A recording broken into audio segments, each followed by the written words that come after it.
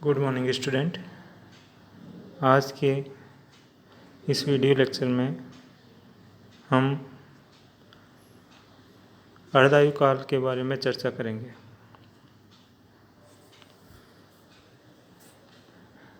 इससे पहले के वीडियो लेक्चर में हम शून्य कोटि अभिक्रियाएँ, प्रथम कोटि अभिक्रियाएँ, द्वितीय कोटि अभिक्रियाएँ और तृतीय कोटि अभिक्रियाओं के गणितीय रूप अर्थात उन अभिक्रियाओं की वेग समीकरण का अवकलन रूप और समाकलन रूप के बारे में चर्चा कर चुके हैं। आज हम इन अभिक्रियाओं की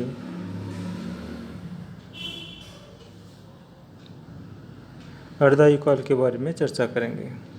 तो सबसे पहले अर्धायु काल क्या होता है, हाफ लाइफ पीरियड क्या होता है। अर्धायु काल वह समय है जिसमें अभिकारक का आधा भाग उत्पाद में परिवर्तित हो जाता है। इसे अर्धायु काल कहते हैं। इसे टी हाफ से प्रदर्शित करते हैं। अर्धायु काल को टी हाफ से प्रदर्शित करते हैं। सबसे पहले शून्य कोटि अभिक्रिया के लिए अर्धायु काल की गणना करेंगे। अपन पढ़ ही चुके हैं कि शून्य कोटि अभिक्रिया के लिए जो वेग समीकरण होता है वो होता है K0 = x/t। ये शून्य कोटि अभिक्रिया के लिए वेग समीकरण है K0 = x/t। यहाँ K0 शून्य कोटि अभिक्रिया के लिए वेग स्थिरांक है। x किसी समय उत्पाद के x मोल प्रति लीटर उत्पाद की मात्रा है और t समय है। इस अवकलन वेग समीकरण में यदि अभिकारक की प्रारंभिक सांद्रता a हो तो t हाफ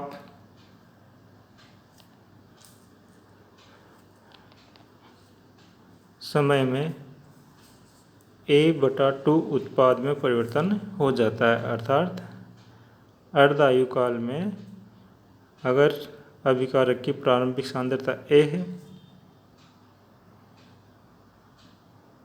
है, प्रारंभिक सांद्रता a मानते हैं, तो आधे समय बाद t हाफ बाद में उसकी सांद्रता आधी रह जाएगी, मतलब a/2 रह जाएगी या a/2 उत्पाद में परिवर्तित हो जाएगा।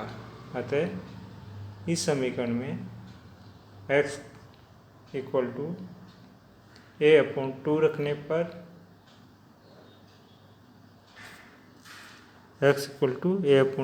पर K0 = x/t, तो K0 = a/2/t हाफ। और इसको और आगे हल करने पर a/2 = K0 t हाफ और t हाफ की वैल्यू निकालने पर t हाफ = a/2 K0 या ये t हाफ की वैल्यू आ गई t हाफ = a/2 K0 या t हाफ समानुपाती a यहाँ अभिकारक की प्रारंभिक सांद्रता है। तो इस समीकरण को मैं समीकरण नंबर 1 देता हूँ। तो इस समीकरण नंबर 1 से स्पष्ट होता है कि शून्य कोटि अभिक्रिया की अर्धायु अभिकारक की प्रारंभिक सांद्रता के समानुपाती होती है। t हाफ समानुपाती a, अर्थात शून्य कोटि अभिक्रिया की अर्धायु अभिकारक की प्रारंभिक सांद्रता के समानुपाती होती है। जैसे जैसे प्रारंभिक सांद्रता बढ़ेगी वैसे वैसे ही t हाफ बढ़ेगा। तो शून्य कोटि अभिक्रिया की t हाफ या अर्धायु अभिकारक की प्रारंभिक सांद्रता के समानुपाती होती है। अब बात करते हैं प्रथम कोटि अभिक्रिया की अर्धायु। प्रथम कोटि अभिक्रिया के लिए जो अभिक्रिया वेग समीकरण है वो है T = 2.303 upon K1 log A upon A minus x. यहाँ इस समीकरण में K1 प्रथम कोटि अभिक्रिया के लिए वेग स्थिरांक है और A अभिकारक की प्रारंभिक सांद्रता है और किसी समय T बाद इसके x मोल प्रति लीटर उत्पाद में बदलते हैं।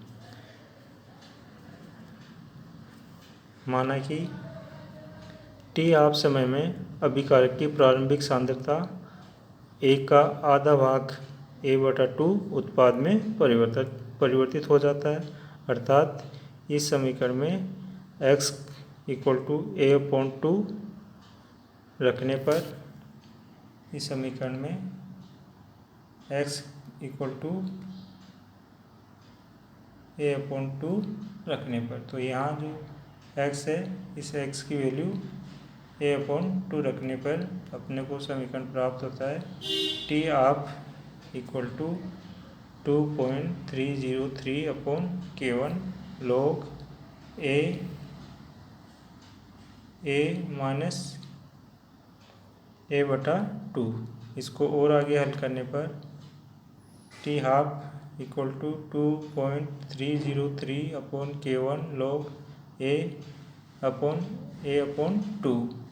इसको और हल करने पर आगे T हाफ = 2.303 K1 log 2 और इसका मान T हाफ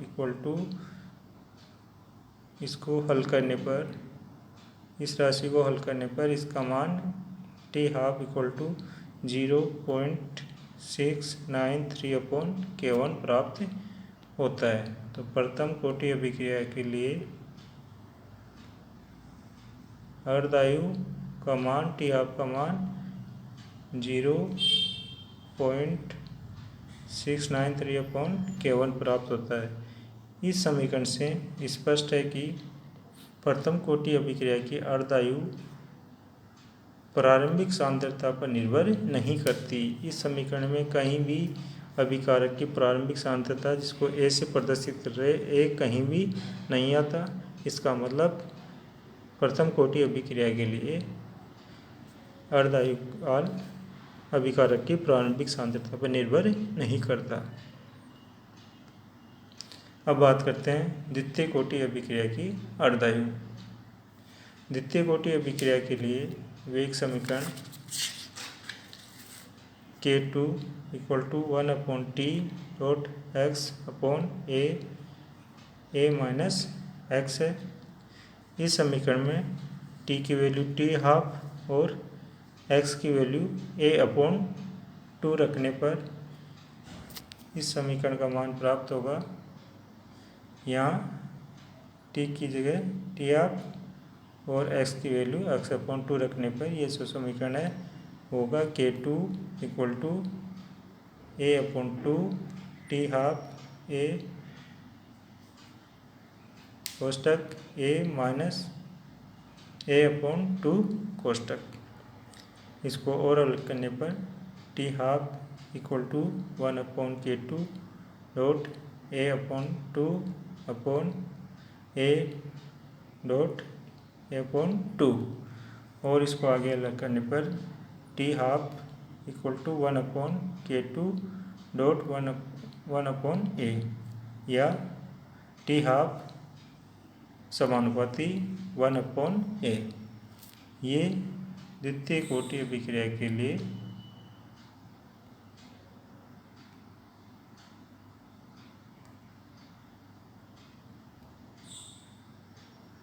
T हाफ की वैल्यू प्राप्त होती है। T हाफ समानुपाती 1/A, अर्थात इससे स्पष्ट है कि द्वितीय कोटि अभिक्रिया की अर्धायु का मान अभिकारक की प्रारंभिक सांद्रता के व्युत्क्रमानुपाती होता है। अर्थात जैसे जैसे अभिकारक की सांद्रता का मान बढ़ेगा वैसे वैसे टी हाफ की वैल्यू घटेगी। अतः इस प्रकार हम कह सकते हैं कि टी हाफ है वो अलग अलग अभिक्रियाओं के लिए प्रारंभिक सांद्रता के अलग अलग रूप से संबंधित होता है। शून्य कोटि अभिक्रिया की अर्धायु अभिकारक की प्रारंभिक सांद्रता के समानुपाती होती है। प्रथम कोटि की अभिक्रिया की अर्धायु अभिक्रिया की अभिकारक की प्रारंभिक सांद्रता पर निर्भर नहीं करती और द्वितीय कोटि अभिक्रिया की अर्धायु अभिकारक की प्रारंभिक सांद्रता के व्युत्क्रमानुपाती होती है। तो तीनों ही अभिक्रियाओं में अर्धायु का मान प्रारंभिक सांद्रता से अलग अलग रूप से संबंधित होता है। धन्यवाद।